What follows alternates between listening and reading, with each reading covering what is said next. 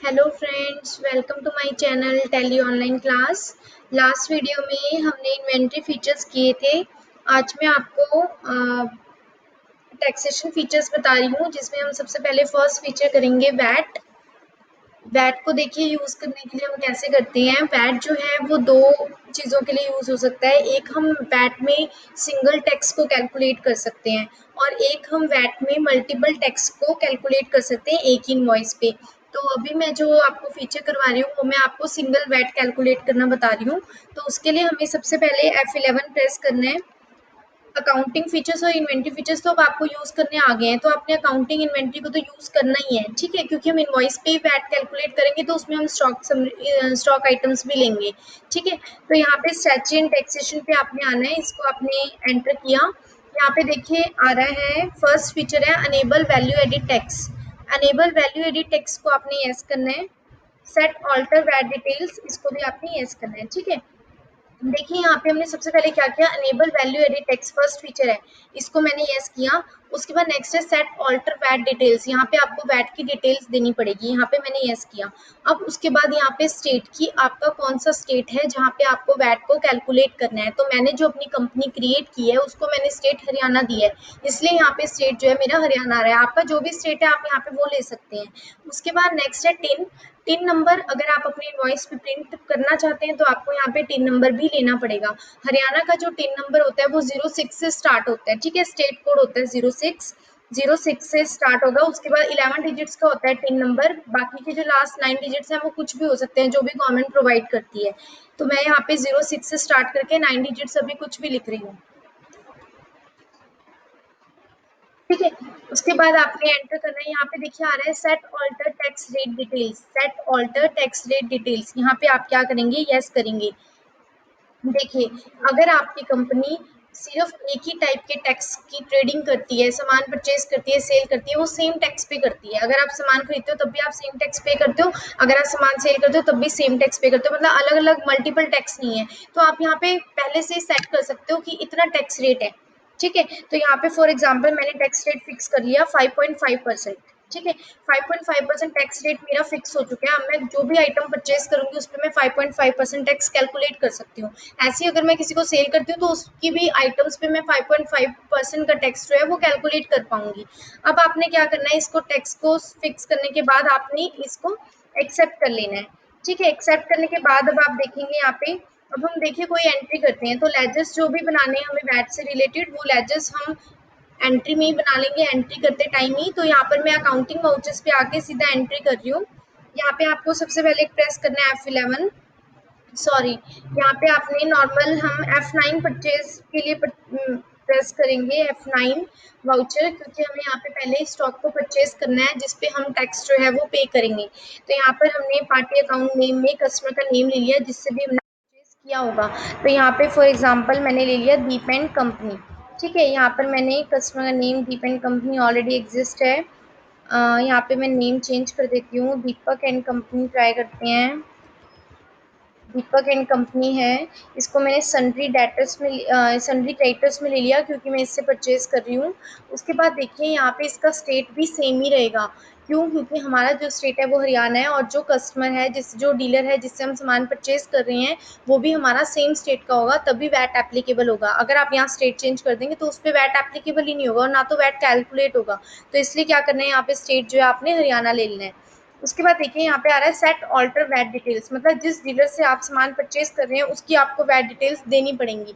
तो आपने इसको यस किया। यहाँ पर देखिए टाइप ऑफ डीलर, ये कौन सा डीलर है, रेगुलर डीलर है, अनरजिस्टर्ड है या कॉम्पोजिशन डीलर है, तो आप यहाँ पे रेगुलर डीलर ले लेंगे। उसके बाद नेक्स्ट है वैट टिन नंबर, इसका टिन नंबर 11 डिजिट्स का, जैसे आपका 11 डिजिट्स का है वैसे इसका भी टिन नंबर होगा, वो आप यहाँ पे ले लेंगे। यहाँ पे मैंने 11 डिजिट्स का इसका वैट का नंबर ले लिया, ठीक है। आपने ये डिटेल्स जो है कस्टमर का लेजर क्रिएट करते हुए बनानी है, आपको देनी पड़ेंगी ये डिटेल्स, ठीक है। उसके बाद देखिए यहाँ पे सप्लायर्स डिटेल में इसका टिन नंबर शो हो रहा है, सारी डिटेल्स जो हमने दी थी वो शो हो रही है।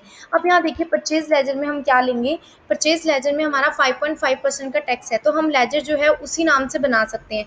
ऑल्टर करके यहाँ पे मैं ले लेती हूँ परचेज वैट 5.5%, इसको हम अंडर ले लेंगे परचेज में। मैंने 5.5% अपनी डिटेल के लिए लिखा है ताकि मैं बाद में चेक कर पाऊँ। अगर मेरे को 5.5% की परचेज चेक करनी होगी तो मैं यहाँ पे चेक कर सकती हूँ, इसलिए मैंने आगे डिटेल में लिख दिया परचेज वैट 5.5%। उसके बाद देखिए यहाँ पे आ रहा है इस वैट CST एप्लीकेबल, इसको आपने एप्लीकेबल रखना है। उसके बाद सेट ऑल्टर वैट डिटेल्स हम ऑलरेडी फिक्स कर चुके हैं टैक्स रेट को, इसलिए आपको यहाँ पे नो ही रखना है, ठीक है। तो एप्लीकेबल ही अपने आप आ रहा है। देखिए यहाँ पे परचेज वैट 5%, 5.5% हो गया। यहाँ पे आप स्टॉक आइटम ले लेंगे, आप जो भी सामान परचेज कर रहे हैं। फॉर एग्जाम्पल यहाँ पे मैंने ले लिया, यहाँ पे आइटम मेरे पास बनी होगी, शुगर की आइटम मैंने परचेज की है। यहाँ पे गोडाउन मेरा ऑलरेडी यस है, क्योंकि इसलिए यहाँ पे गोडाउन मुझसे पूछ रहा है। तो यहाँ पे मैं अभी कोई भी गोडाउन ले लेती हूँ, रेट ले लेती हूँ, ये मैंने रेट ले लिया, ठीक है।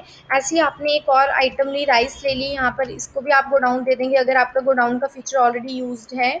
तो यहाँ पर हम ऐसे लेके देखिए, यहाँ पे हमने क्वांटिटी ले ली, रेट ले ली, अमाउंट ले लिया। अब देखिए अमाउंट कितनी बनी, 4200 रुपीज़ अमाउंट बनी।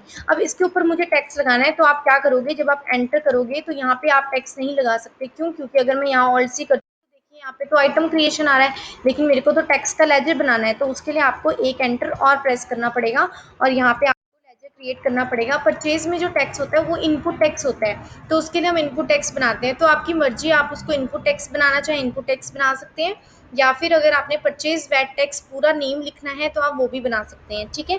तो यहाँ पर मैं अभी परचेज वैट टैक्स 5% लिख रही हूँ ताकि आप लोगों को समझ आ जाए। यहाँ पे मैंने इसको अंडर कोई भी टैक्स का लेजर बनेगा तो वो अंडर ड्यूटीज एंड टैक्सेस में बनेगा। अब देखिए टाइप ऑफ ड्यूटी टैक्स, यहाँ पे आपने वैट ले लेना है, यहाँ पे आपने परसेंटेज ऑफ कैलकुलेशन में ले लेना है, कितने परसेंट आपने कैलकुलेट करना है, 5.5% आपको यहाँ पे लेना पड़ेगा, ठीक है। उसके बाद हम यहाँ पे एक्सेप्ट कर दें। देखिए यहाँ पे जो 5.5% टैक्स निकाल के 231 रुपीज़ आ गया। अब देखिए यहाँ पे लास्ट में 4431 रुपीज़ आ रहा है टोटल, और इसको हमने प्रोवाइड वैट डिटेल्स को येस करना है। सप्लाई इनवॉइस नंबर क्या है, 101, डेट क्या है 1 अप्रैल। यहाँ पे आप बिल नंबर लिख सकते हैं जो भी सप्लायर ने आपको दिया है, ठीक है। तो ये जो है ऐसे इसका जो बिल बन जाएगा, टैक्स जो है वो हमारा कैलकुलेट हो जाएगा, ठीक है। अब देखिए ये मैंने सिंपल परचेज की एंट्री की और ऐसे टैक्स हमारा जो है वो कैलकुलेट हो गया। अगर आप इसको चेक करना चाहते हैं तो आपको यहाँ पे डिस्प्ले पे आना है, स्टैट्यूटरी रिपोर्ट्स पे आना है, यहाँ पे आपको वैट पे आना है, यहाँ पे फॉर्म वैट R1 पे आना है।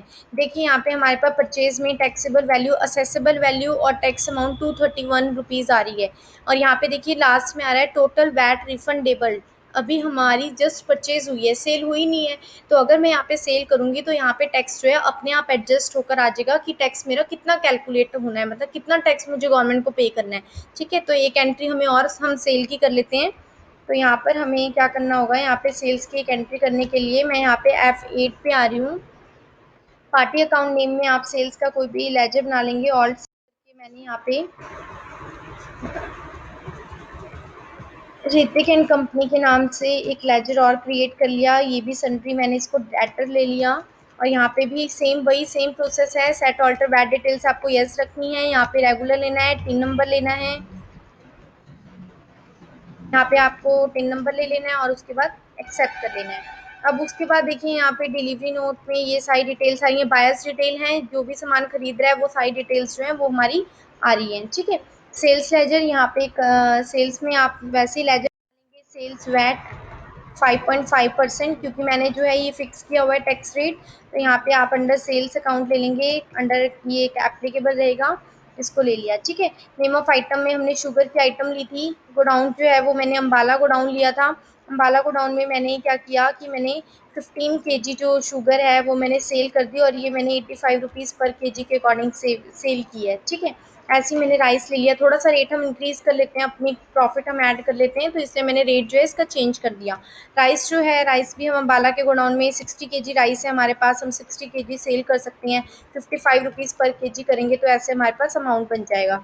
अब देखिए टोटल अमाउंट जो है वो 4575 रुपीज़ बना, और यहाँ पे मुझे टैक्स लगाना है। तो सेल टैक्स के लिए हम लेजर बना सकते हैं आउटपुट टैक्स का, या फिर आप पूरा नाम से बनाना चाहते हो तो सेल्स वैट टैक्स 5.5% के नाम से हम लेजर बना लेते हैं। तो यहाँ पे आप ले लेंगे sales VAT tax 5.5%। Under duties and taxes में आप इसको ले लेंगे, और यहाँ पे वैट लेके यहाँ पे आपको बताना पड़ेगा 5.5% आपका टैक्स रेट है, और इसको हमने एक्सेप्ट कर लिया। तो देखिए यहाँ पे जो टैक्स है वो कैलकुलेट हो गया, और इसको मैंने अभी एक्सेप्ट कर दिया है। तो ये एंट्री जो है मेरी सेव हो जाएगी। नेक्स्ट वीडियो में मैं आपको बताऊँगी आगे। Thank you so much.